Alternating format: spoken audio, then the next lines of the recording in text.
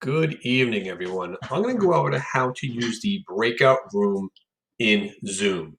Breakout rooms allow you to move your students either automatically or you as a teacher assign them to individual rooms where they could work on their own.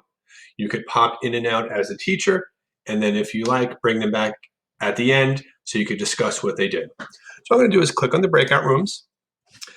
I have 5 participants, so if I select 2 rooms, that'll be 2 to 3 students per room. You could adjust this accordingly. I'm going to leave it at 2.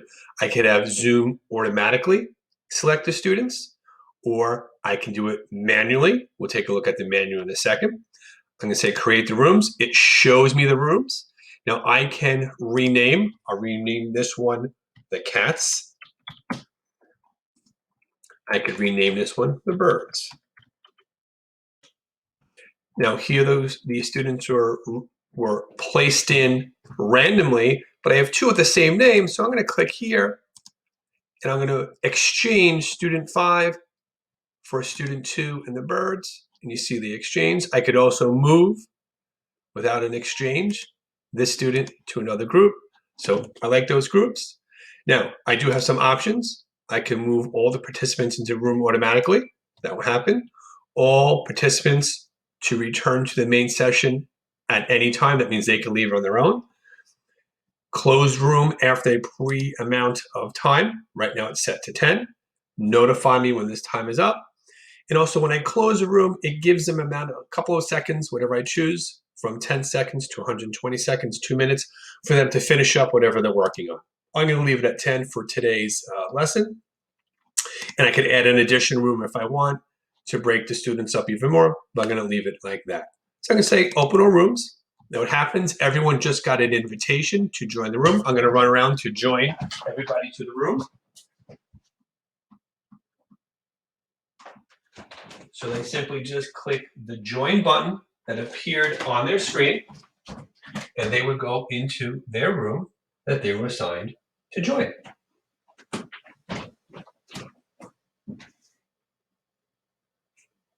Now, everybody has joined their room, and you can see who's in, and you could tell before if it wasn't a green dot, that student has not joined. I could still move a student. I can move student 3. They would have to rejoin, and there they go. Now, I, as the teacher, can go in and out of each room as I please. I could click join. I want to join the cats. Takes a second, and now I am a member of the cats. And I have all the same functions I had before. I could send a chat to the cats, everyone in the chat group, to individual students in the chat group. If I want to leave the breakout room, I hit leave, return to main session.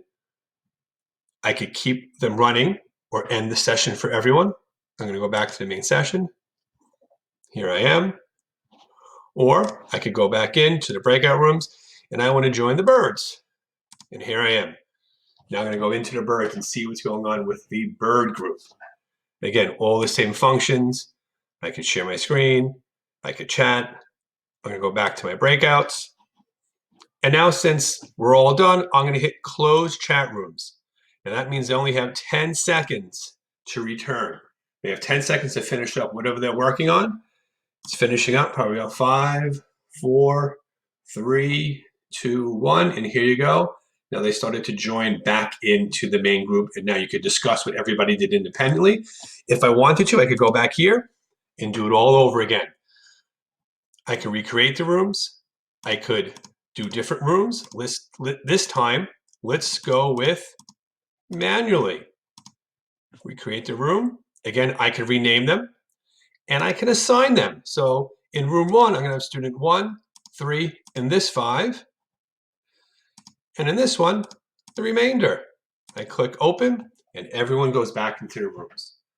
I hope this was helpful.